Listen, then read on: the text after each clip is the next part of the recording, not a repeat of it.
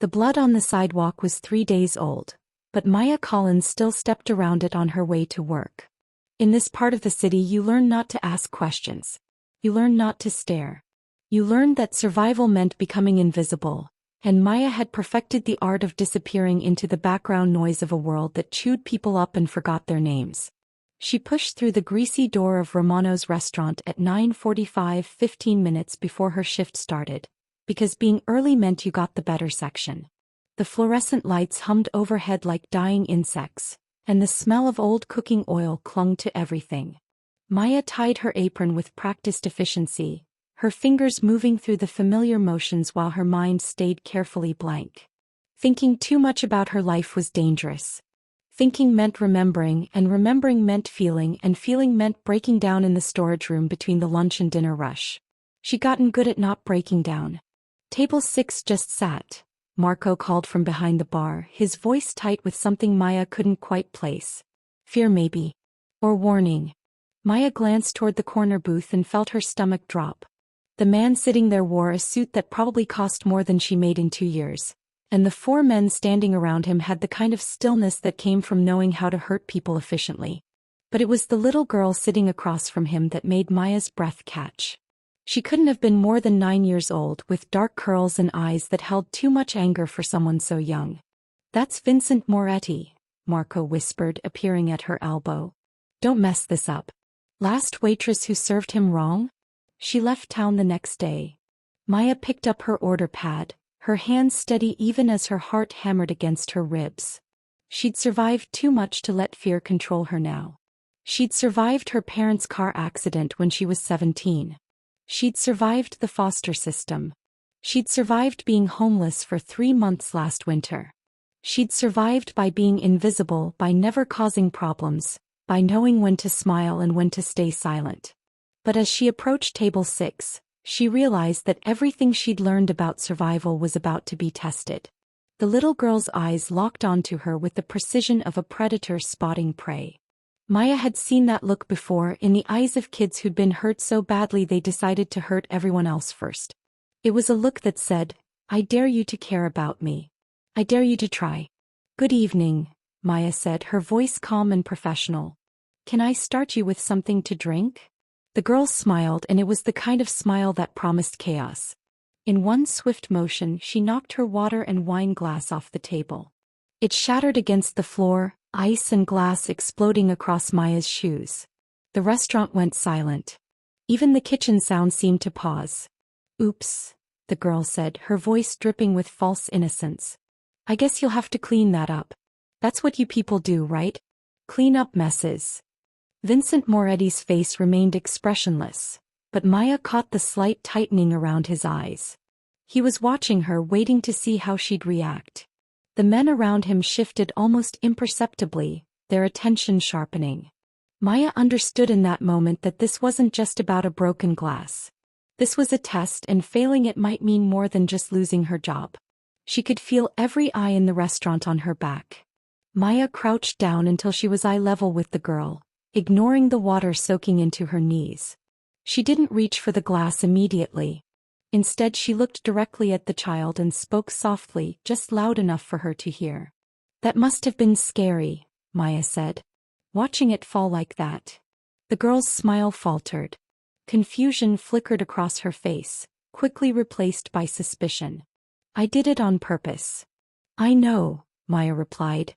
"But it still must have been scary. Breaking things usually is, even when we mean to do it." For 3 heartbeats the girl just stared at her. Then her jaw clenched, and Maya saw tears threatening at the corners of her eyes before the child blinked them away with furious determination.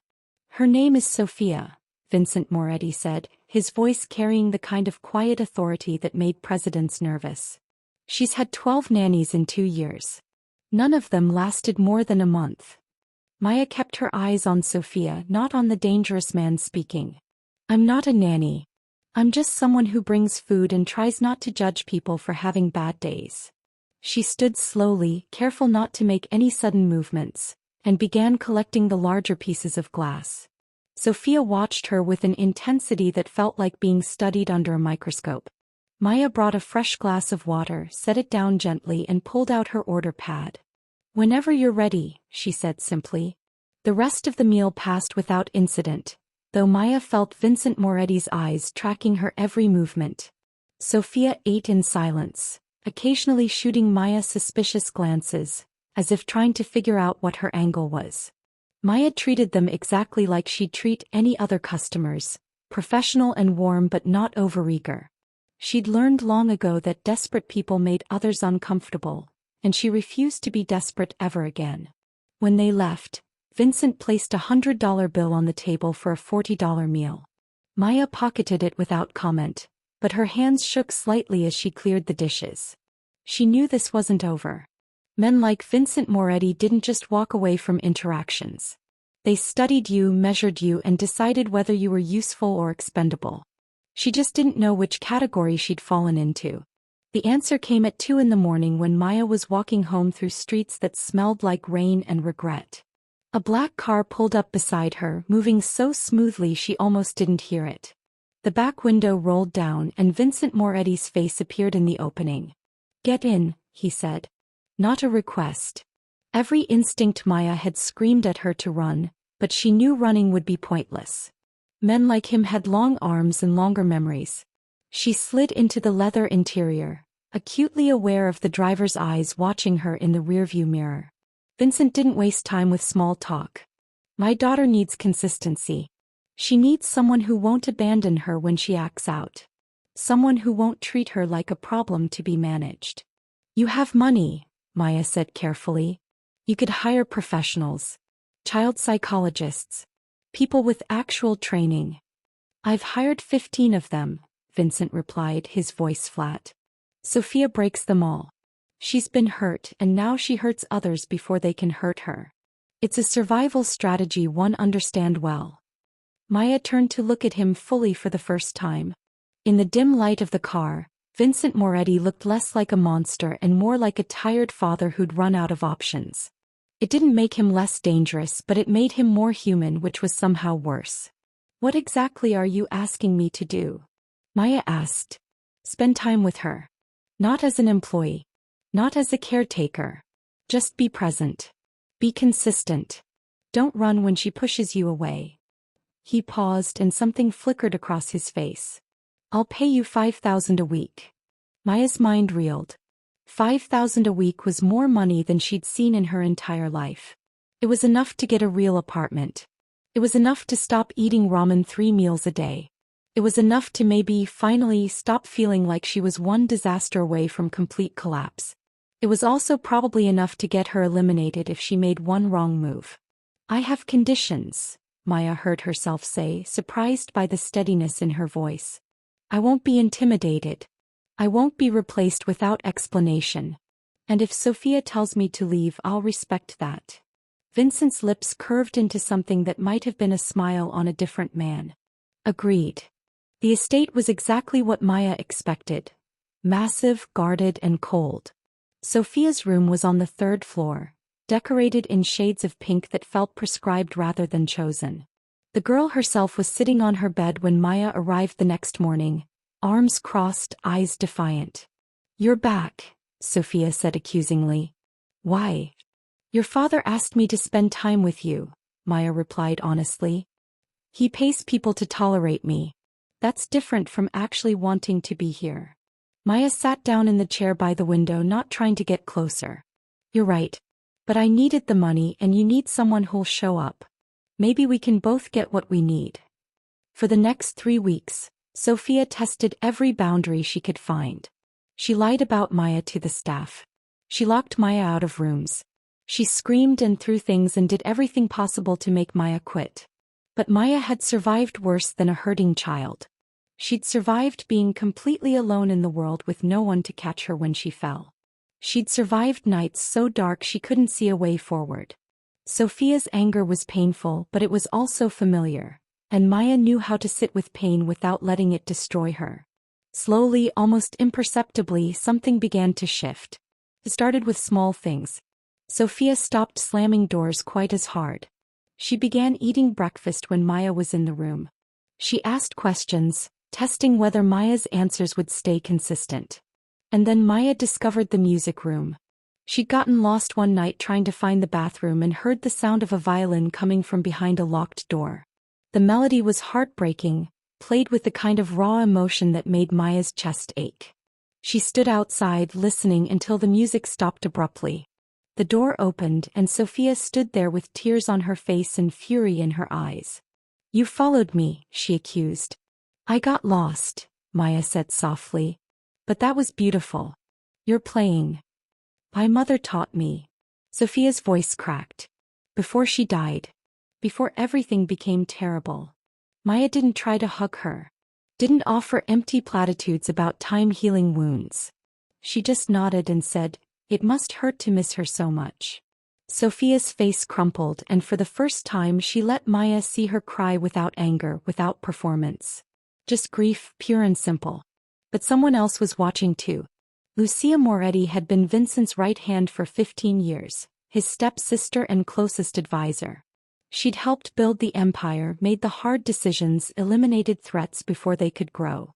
And now she watched this nobody waitress gaining influence over the one person who mattered most to Vincent. His daughter. It was unacceptable. Lucia began her campaign carefully. A word here about Maya's suspicious past. A raised eyebrow there about how quickly Sophia had attached to her. Seeds of doubt planted with surgical precision in the minds of security staff, housekeepers, even Vincent himself. "She's not who she seems," Lucia said one evening, her voice concerned but casual. "I had someone look into her background. There are gaps. Periods where we can't account for her whereabouts." Vincent frowned. "Everyone has gaps. Not everyone works in your home with access to your daughter." Lucia leaned forward, her expression genuinely worried. "I'm not saying she's a threat. I'm saying we should be careful." The doubt was planted. And Lucia wasn't finished. 3 weeks later, a priceless diamond necklace went missing from the display case in Vincent's office. It had belonged to Sophia's mother, one of the few items Vincent kept as a memorial. The timing was perfect. Maya had been in the office that morning, bringing Sophia to say goodnight before a business trip. Security footage from that hallway had mysteriously corrupted. 2 housekeepers came forward saying they'd seen Maya acting strangely near the office. The evidence was circumstantial but damning. Vincent called Maya to his office at midnight. His face was carved from stone, and the men standing behind him looked ready for violence. "The necklace," he said quietly. "Where is it?" Maya's blood turned to ice. "I don't know what you're talking about. Don't insult me with lies." Vincent's voice dropped to something dangerous. "I gave you access. I trusted you with my daughter. And you stole from me." "I didn't," Maya started, but Vincent held up his hand. "Leave. Tonight. If you're still here in an hour, my men will help you leave and you won't enjoy the experience." Maya looked into his eyes and saw no mercy there. The man who'd offered her a chance had disappeared, replaced by the predator who'd built an empire on fear. She wanted to fight, to scream her innocence, but she'd learned long ago that sometimes the world didn't care about truth. Sometimes you just had to survive the injustice and hope tomorrow would be kinder. She packed her single bag in silence and walked out of the estate without looking back. But Sophia wasn't silent. The little girl stood at her bedroom window, watching Maya's figure disappear into the darkness, and felt something inside her crack open. For the first time in 2 years, someone had stayed. Someone had been consistent and kind and present, and now she was gone just like everyone else eventually left. Except this time Sophia knew it was wrong. She'd been installing hidden cameras in her room for months, tiny devices she'd ordered online with money from her father's wallet. She didn't trust anyone, not really, so she recorded everything. And 6 days ago she'd caught something on those recordings that changed everything. Sophia watched the footage 3 times to be sure. Then she pulled out the burner phone she kept hidden in her closet and sent a single text message to the number Maya had given her for emergencies. 20 minutes later, Maya stood in an alley 3 blocks from a convenience store, watching a video on Sophia's phone that made her hands shake with rage. The footage showed Lucia entering Sophia's room when it was empty. It showed her taking the necklace from her own pocket and planting it in Maya's coat. It showed her smiling as she walked away. "She's dangerous," Sophia said, her voice small but certain. "But nobody will believe me. They all think I'm just a troubled kid who lies." Maya looked at the 9-year-old girl who'd just committed an act of trust so profound it made her want to cry. "Your father will believe you." "How do you know?" "Because he loves you," Maya said simply. "And people who love you listen even when it's hard." Vincent Moretti watched the footage in complete silence. His face didn't change, but Maya could feel the rage radiating off him like heat from a furnace. When it finished, he looked at Sophia maybe for the first time in months. "You've been recording people?" he asked quietly. Sophia lifted her chin. "I learned from you. Trust no one. Verify everything." Something that might have been pride flickered across Vincent's face before the cold mask returned. He turned to the men standing guard. "Bring Lucia here. Now." The confrontation lasted less than 5 minutes. Lucia tried to deny it, then justify it, then finally just stared at her brother with hatred in her eyes. "She was making you weak," Lucia hissed. "Both of them. You were starting to care about something other than the business, and that makes you vulnerable." "Get out," Vincent said, his voice soft and absolutely lethal. "You have until sunrise to leave the city.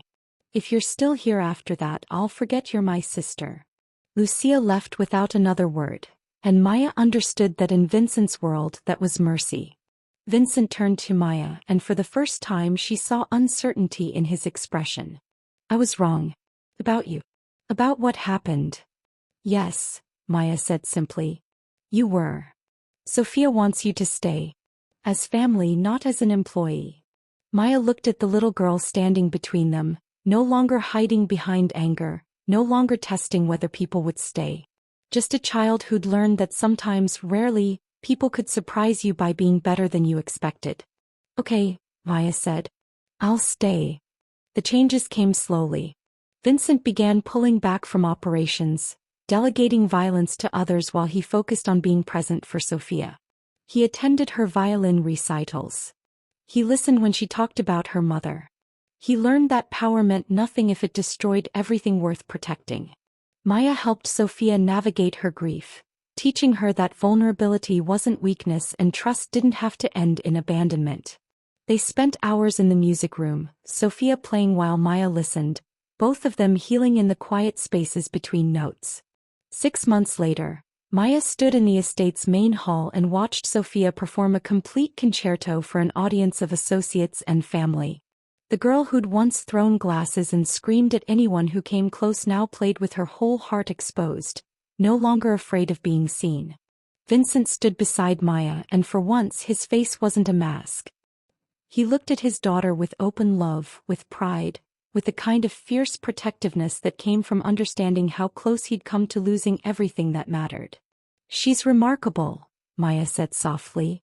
"She survived me," Vincent replied. "That makes her stronger than anyone I know." When the performance ended and Sophia took her bow, she looked directly at Maya and smiled. Not the cruel smile from their first meeting. Not the performance of a child who'd learned to manipulate. Just a genuine expression of happiness from someone who'd finally learned that the world could be safe sometimes, that people could stay, that trust was scary but possible. Vincent had spent 20 years building an empire on fear. He'd crushed enemies, eliminated threats, and created a world where power was the only currency that mattered. But standing in that hall, watching his daughter embrace the woman who'd refused to abandon her, he finally understood the truth he'd been avoiding. Fear had built his empire. Fear had protected him from weakness. Fear had made him untouchable. But patience had saved his daughter. Consistency had healed her wounds. And love, terrifying and vulnerable as it was, had given them both something worth more than all the power in the world. Maya caught his eye and nodded slightly, a silent acknowledgement of how far they'd all come. She'd walked into his world expecting violence and found something more complicated. Broken people trying to protect the pieces they had left. She'd survived by being invisible for so long, but Sophia had taught her that sometimes being seen was worth the risk. And Vincent had learned that the strongest thing he could do wasn't building higher walls or eliminating more threats. It was opening the door when someone knocked and hoping they'd stay long enough for healing to begin. Outside, the city continued its dangerous dance of power and survival. But inside the estate, in the music room where a mother's memory still lived in every note, 3 people who'd all survived their own versions of hell had found something unexpected. They'd found home. Thank you so much for watching until the very end. Your support means everything to this channel. If you enjoyed this story, please subscribe for more stories. To all our incredible viewers and subscribers, Happy New Year 2026. May this year bring you endless blessings, success, and everything your heart desires. Thank you for being part of this community and for your amazing support throughout the year. New stories drop every day, so make sure your notifications are turned on. Drop a comment below and let me know what you thought of this one. Your feedback means the world to me. Until the next story, stay safe and keep thriving. See you in the next one.